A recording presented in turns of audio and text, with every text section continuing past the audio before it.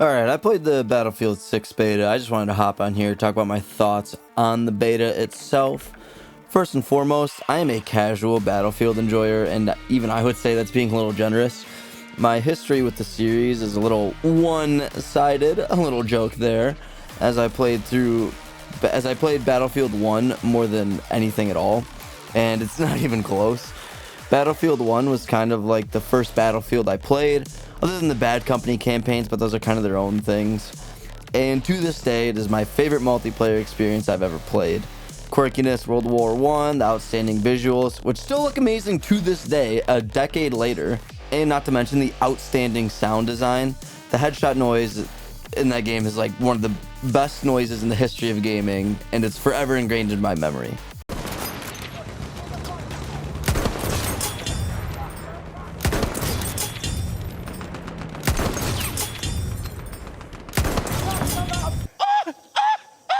And the absolute chef's kiss of game modes that was War Pigeons. I loved everything about that game, and since then, I did try Battlefield 5 and 2042, but they just did not hit anywhere near the same, so I've been chasing the high of Battlefield 1 ever since. Enter Battlefield 6. First off, that multiplayer trailer was pretty fucking legit if you ask me. It's no Battlefield 1 reveal trailer, which pound for pound is one of the best video game trailers out there in my humble opinion. Glitch Mob's rendition of Seven Nation Army will forever be the perfect song for that trailer. But Limp Bizkit was a good choice for sure. And I personally feel like the song choice of Break Stuff was very deliberate given how good the destruction in Battlefield 6 seems to be. More on that later. But anyway, I digress. I will start out by saying right away that based on the beta, it is not Battlefield 1 in my eyes. But that doesn't mean it's not good. I also approached this Battlefield a little differently.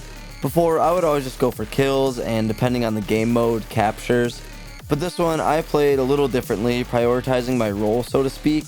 I primarily played support, aka the medic, and really made an effort to get as many revives and resupplies as I could.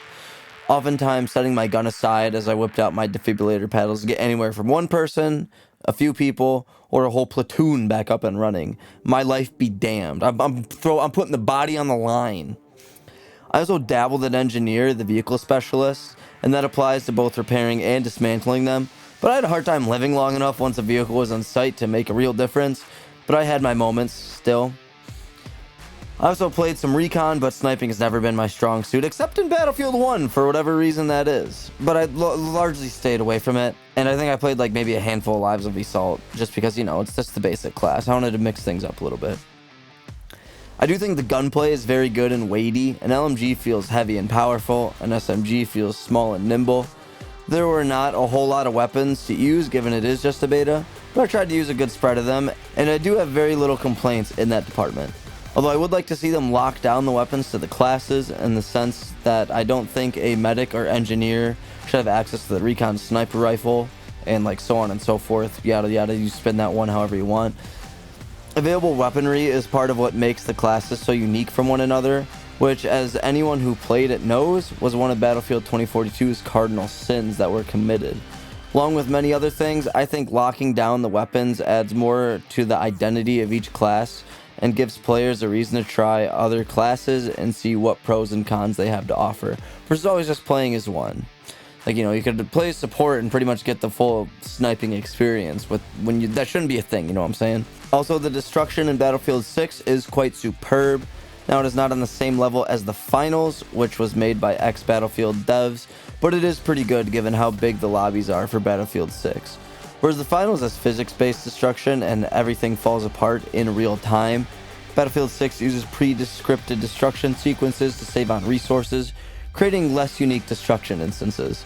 In other words, building or pieces of buildings are going to fall apart the exact same way every time. Whereas with the finals, the buildings and other destroyable structures react appropriately to how you are destroying them. A lot more realistic, if you will. And you can control how structures come down. Now obviously, very different games with very different player counts and things to keep consistent amongst players. So I'm not surprised in the slightest. Battlefield 6 has a more simple destruction system. But what Battlefield 6 lacks in physics, it makes up for in chaos. Every explosion and instance of destruction is very rattling and disorienting in Battlefield 6. And I mean that in a good way. Even though the finals has a more sophisticated system, it feels a lot less emotional, I guess is how I'd put it. Like, if I was in a building and that was exploding and getting blown to pieces, I'd probably be pretty rattled and disoriented. And Battlefield 6 achieves this quite well.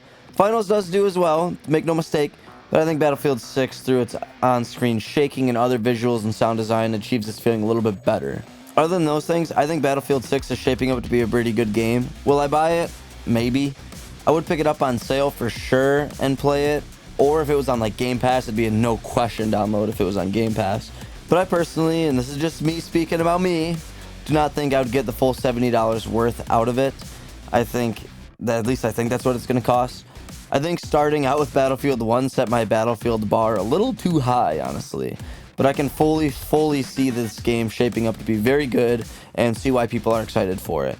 I can definitely see not overly picky Battlefield fans, like myself, get their money's worth out of this game. And even I'm excited for this because I never want to see a bad game. The more good games in the world, the better.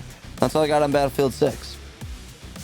But before I go, I do want to address something. I know I've been kind of radio silent on video game videos recently. That's for good reason.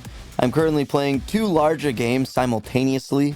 I am playing through the Elder Scrolls Oblivion remake on my PC, but since that game seems to be a little too much for my Lenovo Legion Go to handle, mainly because when I tried firing it up, I got a message from Windows being like, "Are you sure you want to play this game on this machine?" And I had never seen that before, so I figured it wouldn't be the best experience. So I downloaded Claire Obscure Expedition 33 onto my Lenovo, which also kind of pushes the machine to its limits, but it's definitely playable. And I've been playing through that as well. So make no mistake, I have not stopped doing game reviews. I love gaming and I love talking about games, and I don't plan on stopping. I just need some extra time to get through these bigger games because I want to play through them in order to form an informed opinion on them. Plus, there's not been a whole lot to come out that interests me lately, so this is a good time to have these two take up my time. So yeah, I'm still gaming, just need some extra time with these games. I will no doubt put out videos for them once I feel I've played them enough. I appreciate your understanding and patience. But now that's everything for today. Thank you so much for your time and attention watching this video. Make sure to hit that thumbs up button as it goes a long way for us here at Milkman Media. Subscribe for all your food and gaming needs, and don't forget to let me know your thoughts on the Battlefield 6 beta in the comments below, or the upcoming game, whatever. Thanks again for watching, and I'll see you in the next one.